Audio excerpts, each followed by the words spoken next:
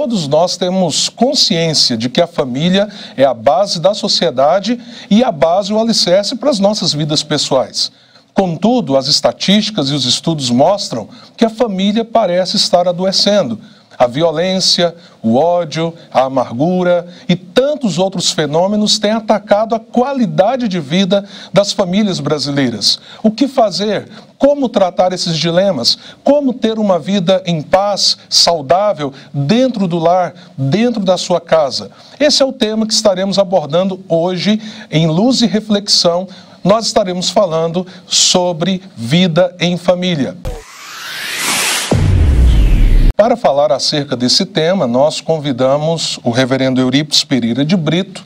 Ele é doutor em teologia com ênfase em aconselhamento e terapia familiar pela Escola Superior de São Leopoldo, no Rio Grande do Sul. Também é coordenador do mestrado do Seminário Presbiteriano Brasil Central da Igreja Presbiteriana do Brasil. Seja bem-vindo, reverendo. Que tema desafiador, não é verdade?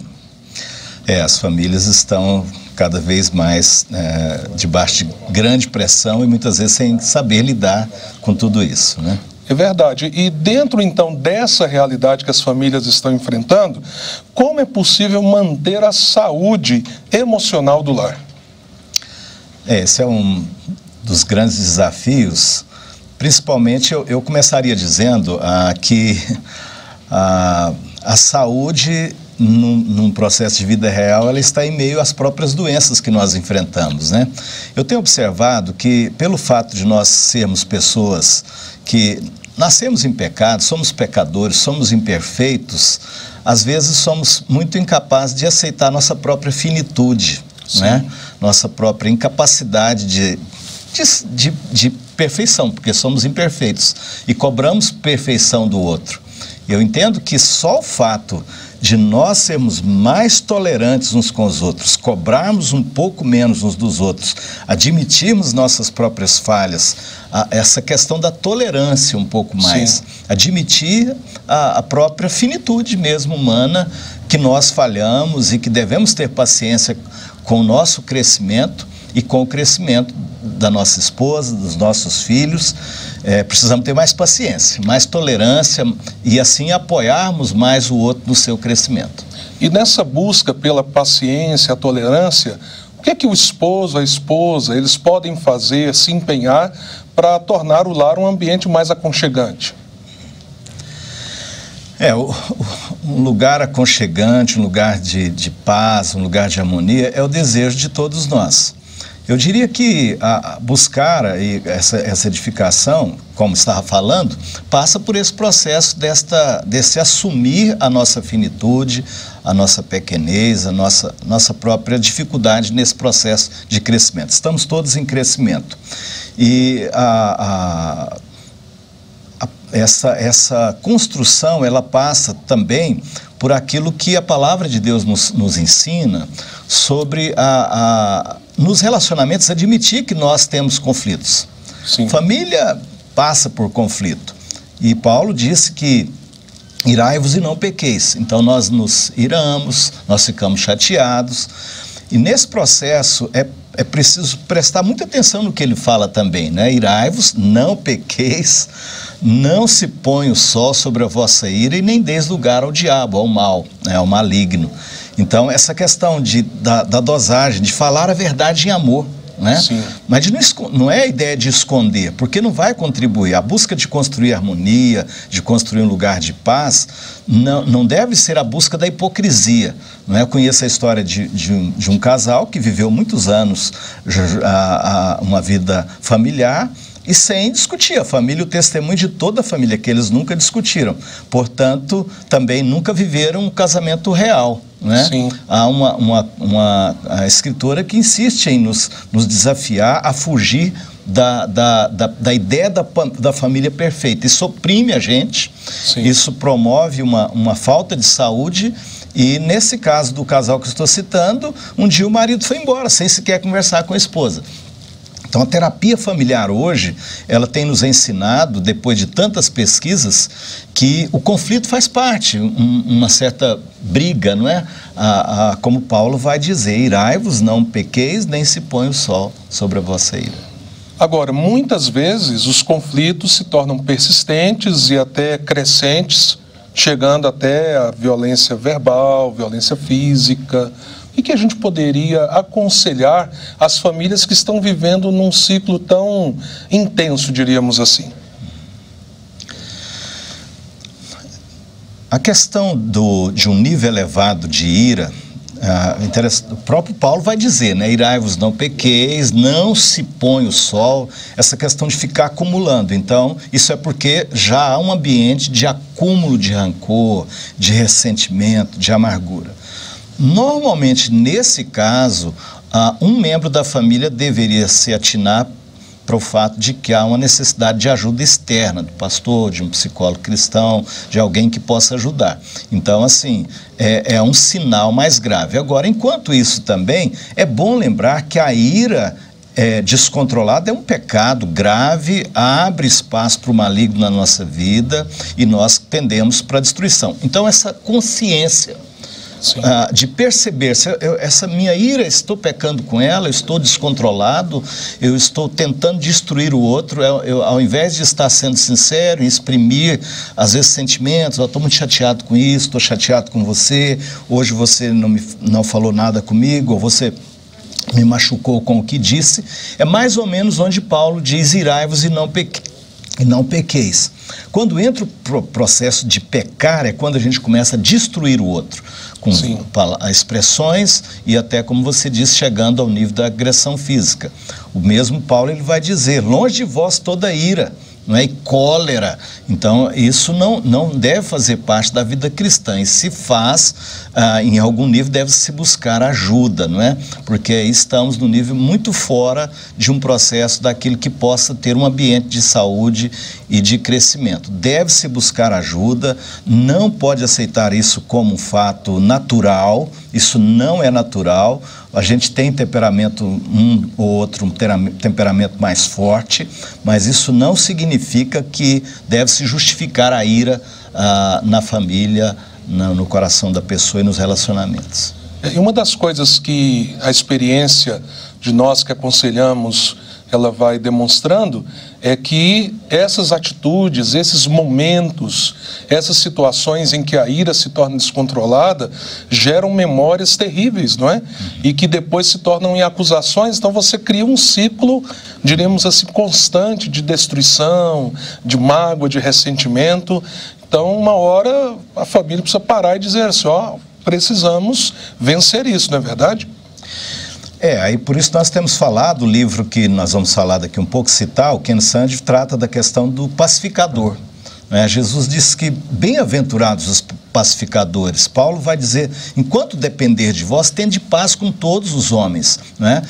Terapeutas cristãos têm discutido essa questão justamente de buscar a harmonia na família, buscar uma vida simples. A palavra diz buscar, por outro lado, também os aspectos positivos, né? Alegre-te com a mulher da tua mocidade, vai dizer Provérbios. Então, nós precisamos buscar essa coisa da folga, essa coisa das férias, de sair para um restaurante com a esposa, de sair com toda a família para um cinema, ou de, sem dinheiro, locar ou pegar um filme na TV, na pracinha, e sentar no chão, estourar pipoca em casa, coisas simples, reais. Eu tenho 3 filhas, isso me ajudou muito, a questão de ver filmes juntos, ali sentado ao chão, como diz a palavra do Senhor, alegra-te, alegria na nossa casa. Então, todos nós temos conflitos, temos dificuldades, mas precisamos buscar essa alegria, precisamos buscar essa simplicidade. E às vezes você tem um bom dinheiro, vai para uma viagem maravilhosa, aí, mas às vezes você não tem, é estourar pipoca, é sentar no chão, é ver um filme, é ter o diálogo, é dar tempo um para o outro. Então também investir. Nós somos muito tendenciosos a sermos reativos, a cultura latina, pessoas reativas. Então, essa busca de sermos mais proativos, pessoas que buscam uma solução, porque a gente foca muito também nos problemas, nos conflitos. Sim. A gente não busca a solução, e a palavra diz, como eu já falei, quando Paulo fala, quanto depender de vós tende paz com todos os homens. Então, é essa coisa de ser proativo, de buscar a solução. Está lá a família naquele emaranhado, como já dizia alguém, não é? Alguém tem que ceder. Alguém tem que ceder, porque senão nós vamos nos matar, vamos nos destruir. Então, essa questão da vida cristã, da vida familiar em crescimento, é esta decisão da busca da paz, do pacificador, de tirar a trave do olho, de sair desse ambiente só de acusação e de buscar também a alegria e humor na família. Para você que está chegando agora, nós estamos falando no programa Luz e Reflexão sobre vida em família. Está aqui com a gente o reverendo Eurípides, que é doutor em aconselhamento e terapia familiar. Reverendo Eurípides, nós temos aqui algumas perguntas enviadas pelos nossos internautas e as pessoas que assistem o nosso programa. Vamos tentar ajudá-los. A primeira é: como ter um lar de paz e tranquilidade? Um lar de paz e tranquilidade é um lar também onde há conflitos, né? Essa tem sido a nossa conversa até agora, porque a tentativa de negar conflitos, isso gera uma pressão e gera, então, mais conflitos ainda. E uma expectativa talvez equivocada, né? Uma expectativa que às vezes fica muito alta. E aí a gente oprime uns aos outros, né? E essa coisa de admitir, como já falamos, a nossa imperfeição, a nossa finitude, mas eu diria também nessa questão de decisão. O apóstolo Paulo fala naquele texto que o único momento que o casal deveria permitir se separar circunstancialmente deveria ser para orar. E às vezes está ali aquele emaranhado de problemas e a busca de paz envolve também uma vida de oração. Às vezes você não sabe o que fazer, então vá para um cantinho de oração, dê esse tempo, porque o Senhor vai te dar direção. Eu tenho percebido que essa coisa de ter essa decisão, a despeito de sermos pequenos, falhos, as nossas famílias não são perfeitas, mas essa decisão de querer ser uma família mais harmoniosa, porque esse é um processo em construção. Um lar de paz, então, tem a ver com a decisão de administrar conflitos, por incrível que pareça, não é? E de ceder. E de crescer com isso. Isso, muito bom, muito bom. Temos aqui um depoimento e a pessoa nos escreveu assim: em minha casa chegamos em um nível caótico, onde sempre conversamos gritando uns com os outros, e a pessoa nos diz aqui que inclusive os filhos gritam, só falam gritando, e ela diz que isso virou um círculo vicioso, terrível, e aí ela pergunta: como devo agir? Primeiro nós precisamos admitir, como um texto que já citei em Efésios, quando Paulo diz: longe de vós toda ira, cólera, esse descontrole deve ser admitido por nós como um princípio, como uma realidade que deve ser resistida, não é? Ainda que nós somos de uma cultura reativa, né? Essa cultura reativa nos faz, às vezes, muito mal, não é? Ainda que um professor meu de terapia disse, sendo ele americano, de uma cultura mais de autocontrole, mas ele disse que nós jamais deveríamos também negar nossa cultura, buscar um pouco mais do controle. E aí aquilo que já falamos de deixar de ser muito reativo, buscar ser mais proativo, né? E nesse processo, realmente, assim, às vezes essa questão de ficar se justificando, né? Mas eu sou assim mesmo, eu nasci assim. Não, a ira pode ser controlada. O Espírito Santo, a questão do domínio próprio, o Espírito de Deus pode promover em nós, se nós nos submetermos, se nós lidarmos com isso, se nós, às vezes, buscarmos ajuda. Se há um descontrole, se está todo mundo gritando, não é? É preciso que alguém tome a decisão. E é interessante que a decisão, justamente de não gritar, porque naquela história de dizer, cala a boca, e grita mais, pior vai ficar. Então alguém precisa tomar a decisão, e eu penso que muitas vezes vai ter que ser mesmo nós, o homem, como sacerdote do lar, de ir baixando a voz, chamar para o diálogo, chamar para a oração e pagar esse preço, porque vai virando um inferno ao invés de um lar de harmonia. Sim, e parece-me que nesse caso as crianças reproduzem o que eles estão vendo nos pais, não é verdade? Se houver um conserto do casal, é bem provável que as próprias crianças vão reaprender essa linguagem. O que você acha? Essa questão que a gente já também citou, de assumir o papel do pacificador. Sim. Bem-aventurados os pacificadores, né? Quanto depender de vós, tende paz com todos os homens. Então é preciso que, em meio às diferenças de temperamento e ao nosso próprio temperamento, eu falo assim, eu não sou uma pessoa às vezes tão pacífica, eu sou uma pessoa de temperamento mais forte, mas o que Jesus quer de mim? Jesus quer que eu seja um pacificador e que eu construa no meu lar esse ambiente de pacificação. Então, por exemplo, começar a criar o hábito de tirar a trave do olho, de acusar menos, de auto-refletir, de perceber-se, por que está acontecendo, por que eu estou tão irado, porque um lar como esse, com sinceridade, quando está todo mundo gritando, só conversam agredindo um ao outro verbalmente, às vezes moralmente, isso passou realmente do mínimo aceitável. Essa família deveria buscar ajuda externa, inclusive, mas também essa contribuição que a gente dá desta busca, desta decisão de trabalhar o coração pacificador. Nós queremos agradecer ao reverendo Eurípides Brito, que nos trouxe uma elucidação tão maravilhosa sobre questões tão importantes para o lar. Ele volta com a gente daqui a pouco no Fique por Dentro, nos dando algumas dicas. Agora vamos para a nossa reflexão bíblica. Quando olhamos para as Sagradas Escrituras acerca da vida em família, nós descobrimos o escrito mais rico e fantástico, com princípios e valores para manter a saúde do lar. É interessante observar que a Escritura nos dá uma visão tanto dos fundamentos, dos alicerces da família, como de todos aqueles princípios que irão construir um lar equilibrado, um lar onde os conflitos são superados e administrados, um lar cujo ambiente de crescimento dos nossos filhos é um ambiente saudável. Eu quero deixar com você 3 fundamentos bíblicos sobre a vida em família e 3 dicas preciosas. Esses 3 fundamentos, eles se baseiam em 3 palavras. Guarde essas palavras com você. A primeira é a palavra criação. À luz da Bíblia, a família não é um evento apenas da sociedade ou uma construção social. A família é projeto de Deus.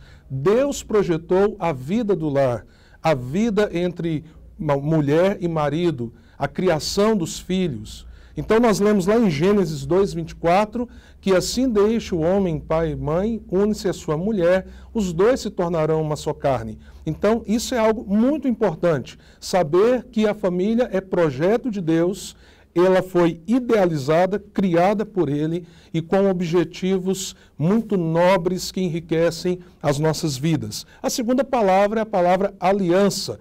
É outro fundamento, outra base para uma visão coerente do que é a família, de qual é o seu papel.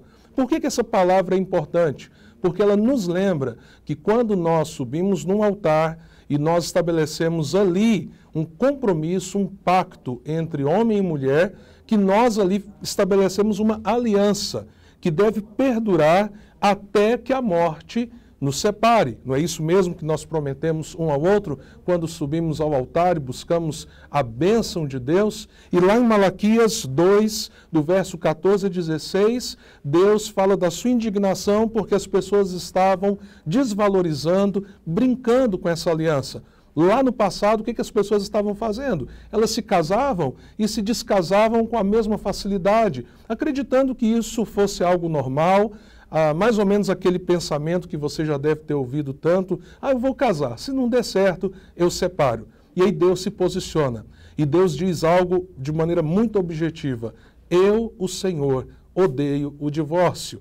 Então, quando você vê tantas famílias optando pela ruptura, pela separação, pela morte do casamento, pela separação dos filhos na convivência diária com seus pais, você percebe que isso é algo que dói ao coração de Deus e não é esse o desejo dele para mim e para você. Então nós precisamos perceber o casamento e a família como um ambiente de aliança, de compromisso. Nem sempre as emoções estarão as melhores. Nem sempre você se sentirá tão apaixonado ou apaixonada, minha querida, pelo seu marido.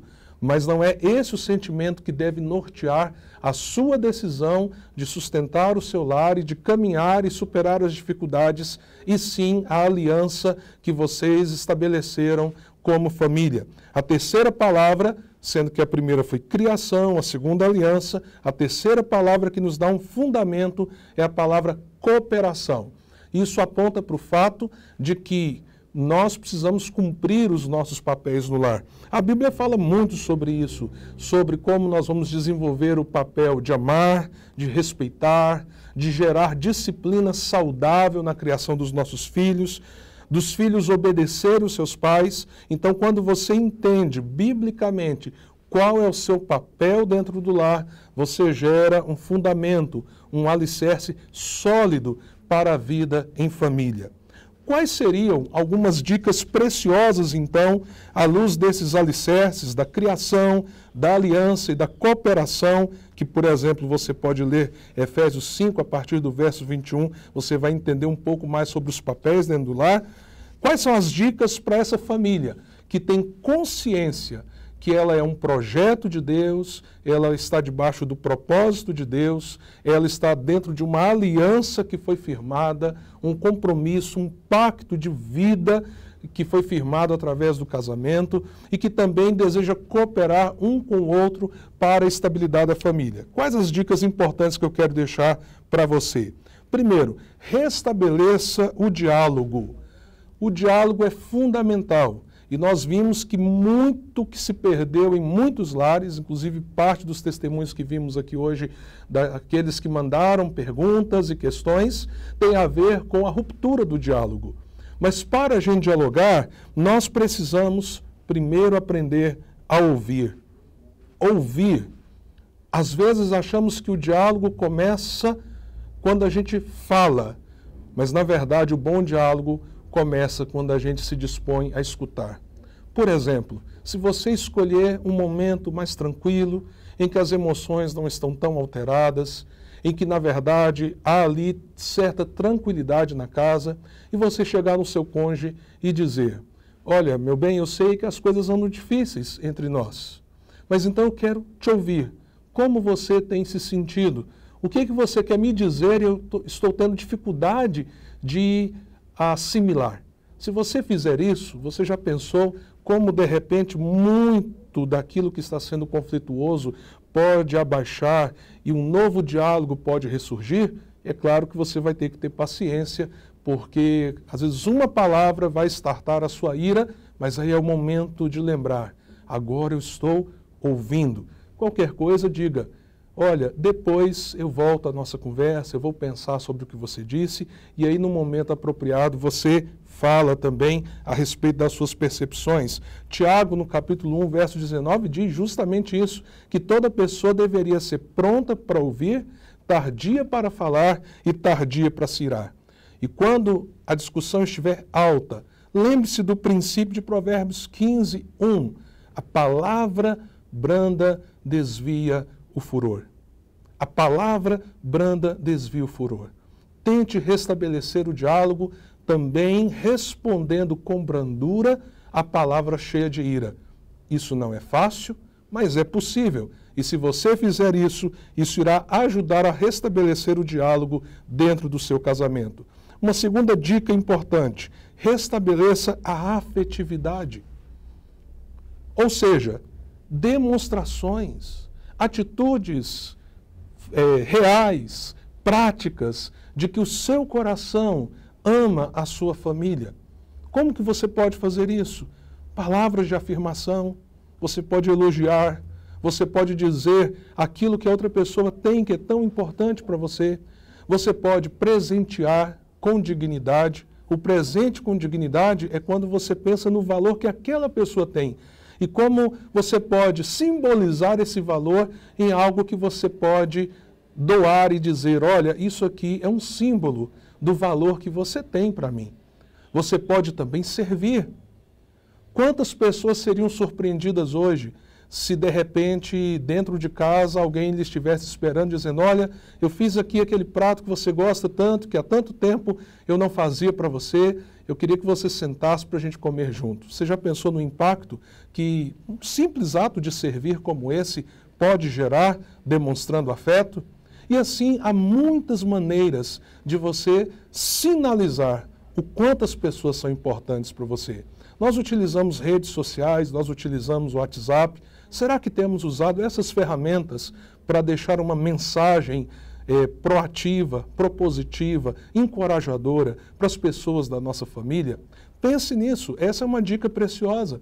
Lembre-se da história do filho pródigo, que saiu de casa, é verdade, se revoltou contra o seu pai de uma forma injusta contra ele, perdeu todos os seus bens, mas quando ele estava no mais profundo abismo, na profunda miséria, diz a Escritura que ele caiu em si e lembrou de quê? Lembrou da casa do seu pai, como o seu pai lhe dava dignidade, como ele lhe dava honra. Então, pense nisso, o afeto pode, inclusive, trazer de volta o coração daquela pessoa que está tão resiliente, que está tão resistente ao amor e ao seu afeto. Por último, restabeleça a celebração. Como você, inclusive, ouviu na nossa entrevista, tenha lazer, tenha tempo de descanso com qualidade. Desacelere das outras áreas e rotinas da sua vida para valorizar um tempo em família, um tempo com os filhos. Isso é possível para quem tem muito dinheiro e até para quem não tem dinheiro algum. Tire esse tempo com a família e celebre diante de Deus.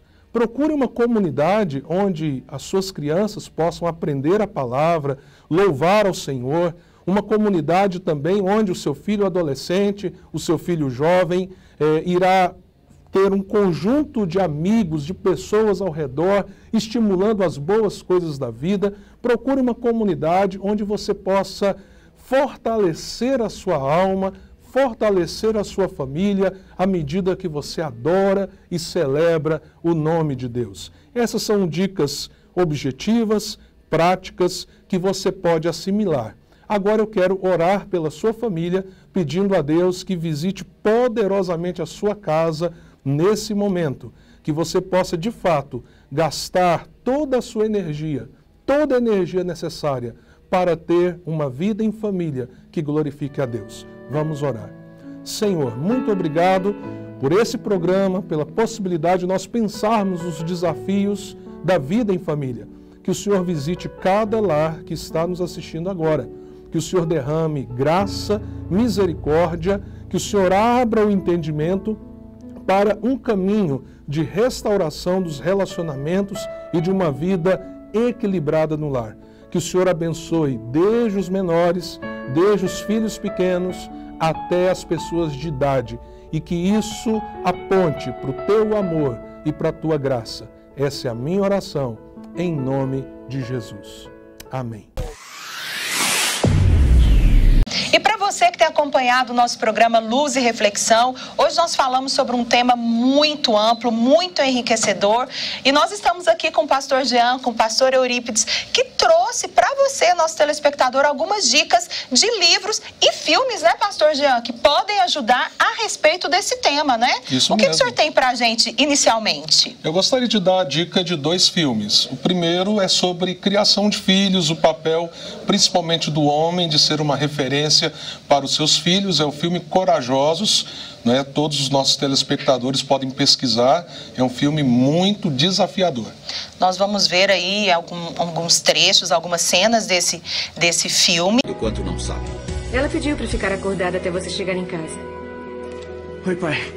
Posso sugerir que você passe mais tempo com ele? Vitória, tudo que ele quer fazer é jogar videogame. E também Prova de Fogo, né, pastor? Que é um filme mais conhecido, né? Sim, o filme Prova de Fogo fala sobre um casal que, numa luta, num desgaste muito grande no relacionamento, há uma tentativa de reconstrução e os dilemas, as lutas, as dificuldades para conseguir reconstruir esse relacionamento que estava tão desgastado.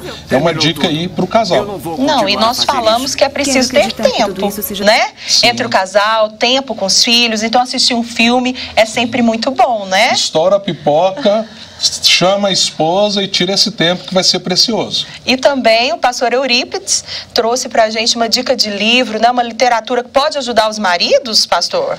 Sim, o Lu Priolo, que escreveu o livro Maridos em Busca de Excelência, ele trabalha esse tema ajudando os maridos nessa busca de como ser excelente com a leitura das escrituras de forma muito criativa e de forma profunda, e é muito interessante esse livro. E parece que não é só para os maridos, não. As mulheres também podem ler. As mulheres podem ler também, e vai ser assim muito interessante para esse crescimento, para essa construção. E nós também vamos dar a dica aqui do livro O Pacificador e os Conflitos do Dia a Dia, né? Como que é possível trazer paz para o lar, né, pastor? O Ken Sande, ele escreve, trata desse tema, da questão do pacificador, que é um tema assim, urgente para a gente, e nós precisamos de pacificadores na sociedade, na família, e esse livro é muito importante nesse sentido, na busca realmente da construção e edificação de pacificadores para a nossa sociedade. Então fica a dica para você que está acompanhando o nosso programa. E nós te convidamos a participar do culto deste domingo, dia 29 de julho. Nós vamos celebrar a chegada dos nossos mochileiros. Isso mesmo, 60 jovens da nossa comunidade participaram do projeto Mochila no Sertão. Eles vão nos contar tudo o que aconteceu na cidade de Teresina, Cajazeiras, no Piauí, e também em Apodi, no Rio Grande do Norte. E ainda na próxima semana vai acontecer a nossa semana de oração, do dia 30 de julho a 4 de agosto. O culto é sempre às 19h30. Venha colocar na presença do Senhor o seu segundo semestre. Se você não conhece a nossa igreja, nós estamos localizados na Avenida República do Líbano com a Independência, bem pertinho da Praça do Avião. Para mais informações, você pode nos contactar pelo WhatsApp 99112-2313, 99112-2313, e também pelo e-mail secretaria@comunidadeluz.com.br, e também pelo Facebook e o Instagram @Igreja Luz. Até o próximo programa. Obrigado pela sua audiência.